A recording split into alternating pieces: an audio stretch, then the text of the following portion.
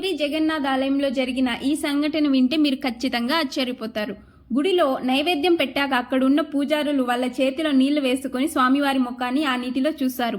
ఆ ముఖం కనిపిస్తేనే నైవేద్యం స్వీకరించినట్టు భావిస్తారు. కానీ 1890లో ఒకరోజు స్వామివారి ముఖం ఆ నీళ్లలో కనిపించదు. దాంతో భయపడిపోయిన పూజారులు అప్పటి రాజు దగ్గరికి వెళ్ళి జరిగిందంతా చెప్తారు. అప్పుడు ఆ రాజు అక్కడికి వచ్చి వేరే రుచికరమైన వంటలు చేపిస్తాడు. కానీ ఎన్ని పెట్టినా స్వామివారి ముఖం మాత్రం ఆ నీళ్ళలో కనిపించదు.